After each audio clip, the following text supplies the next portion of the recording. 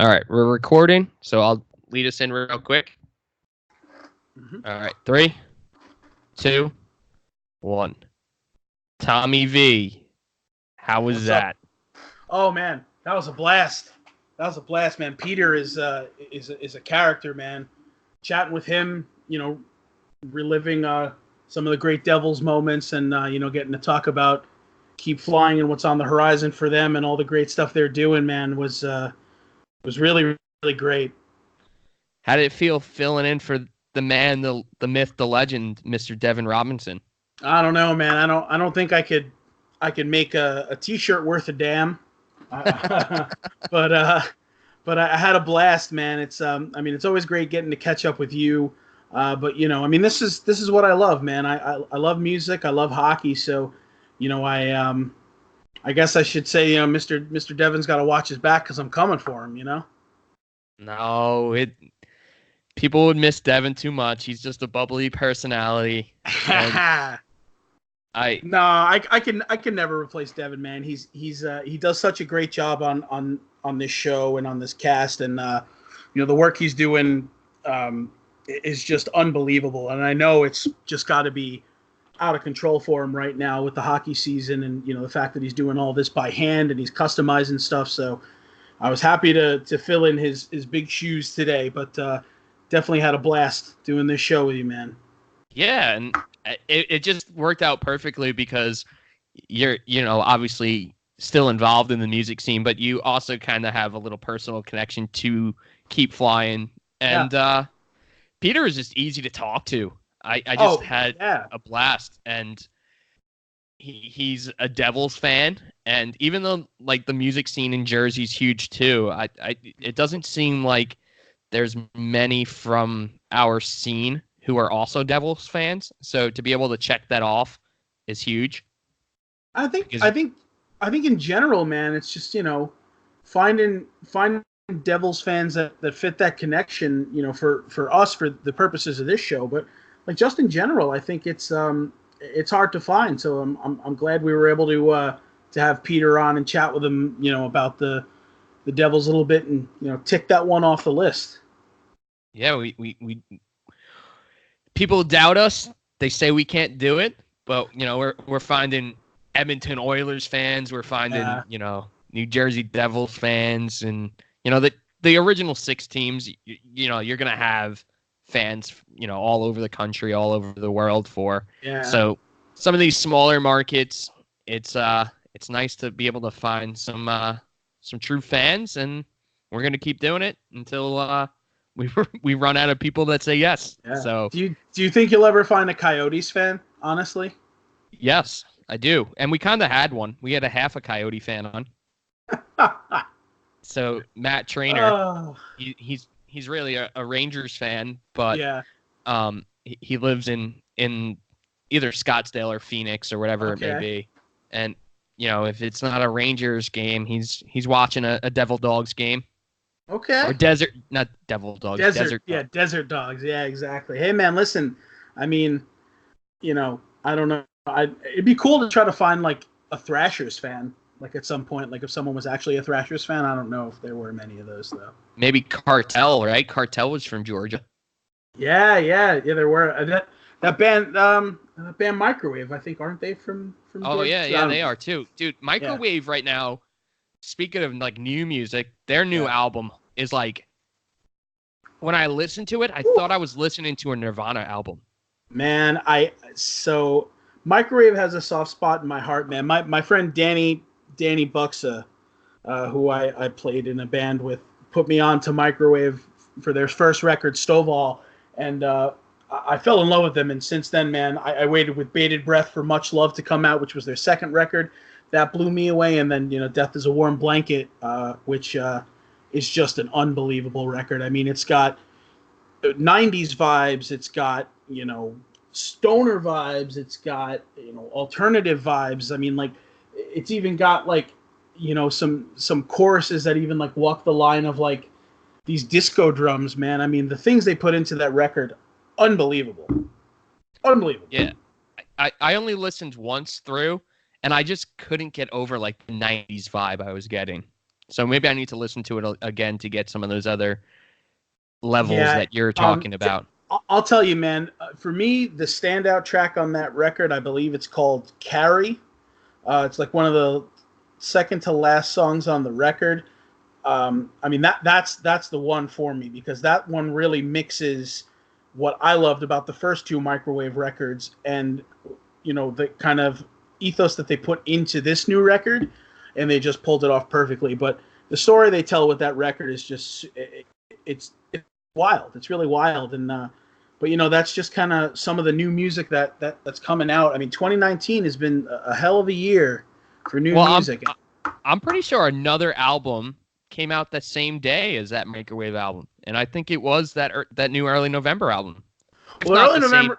No, it if wasn't the not the same. same weekend, it was like the same Same month. same month. Yeah, I think Microwave came out a couple of weeks before, but yeah, that early November record, man. I mean, we talk about it at length, but I mean, the really what they were able to do for their personal careers as musicians with Lilac is really astounding. We talk about it again at length, but just the fact that they were able to kind of break through the conventions of the old band that they were and being able to kind of leave that mold and write music that's still personal but much more mature is really a testament to what's going to keep them afloat in this kind of 2019 culture of new music where everything is changing and bands are adapting. The early November really strive to do that, and they did, man, with this record. So when you listen to what we have to say about it, I hope you guys have some opinions yourself, and you can certainly let us know. But get a chance, man. Pop on Spotify, Apple Music, or just go buy the record, and you won't be disappointed. Lilac's a good one, a real good one. Now, where do you feel like they fit, like on a touring bill these days? Like, who do you think of the bands that are doing things right now? I Where mean, do you think with that record, with that album? that's tough because I mean, so they've still got their kind of alternative rock sensibility in there, but it's a lot more polished and a lot more depth. I mean, I could see them, and I mean, this parallel is probably easy to make because of Joe in the early November, who's their guitar player, Joe Marrow. He manages Foxing, and I could see them touring with Foxing, given Foxing's newest album, which is Foxing's newest album is a little bit more out there, in terms of the musicality, but in terms of it being having pop sensibility, it's there. So I could definitely see them going out and touring together. But I mean, you've got I could see them jumping on a tour with a band like Paramore. I mean, if you look at Paramore's trajectory from a record like Riot to their newest record, After Laughter, I mean, like a total transformation. But they transformed in the direction of a more pop centric band, which is what the early November is doing. And so I could see them definitely going out as support and probably doing really well with that new record. Now, it's so funny that you didn't make this comparison because I was really expecting you to do it, and I just got like a May vibe.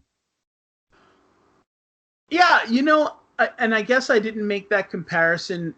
Now that I think about it, I definitely could. But you know what the thing with May is? I mean, have you had the opportunity to listen to the newest May record?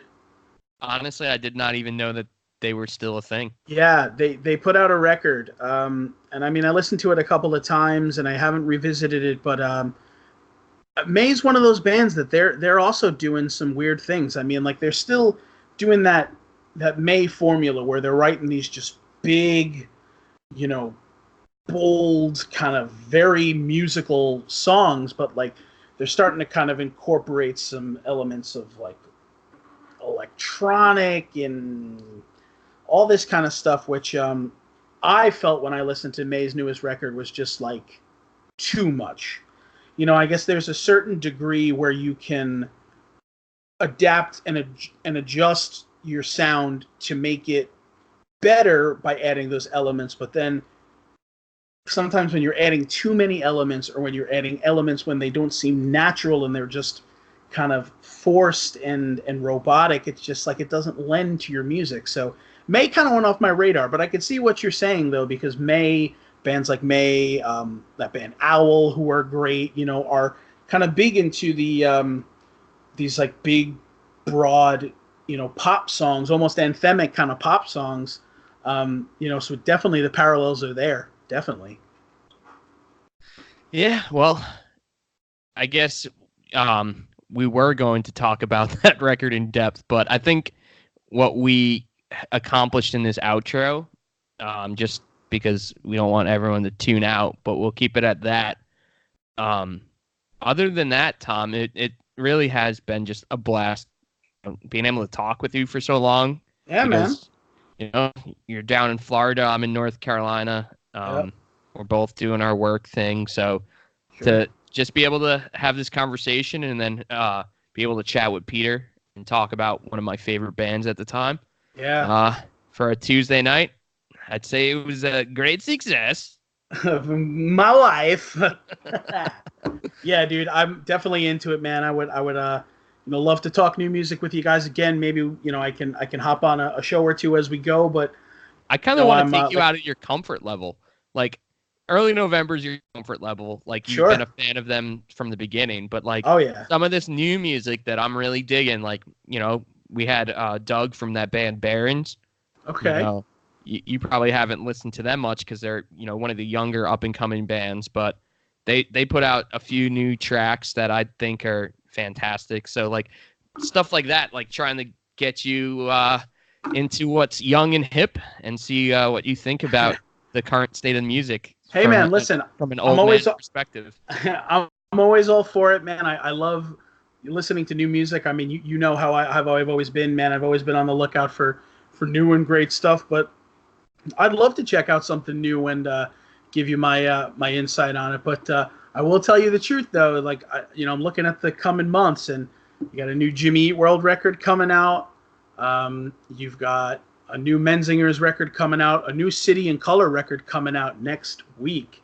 And I mean, that stuff's my bread and butter. So, I'll give you one for one. Maybe I can, get here on here and talk about, the new City and Color record. And then, maybe you could push me out of my comfort zone. Cause I mean, I'm sure we could have a great conversation about our old pal Dallas and how much we love him, Yeah. I didn't even know he had something new coming out because I'm so into like the pop punk world right now. I can't get out of it. It's crazy. Yeah. But that's like music to my ears.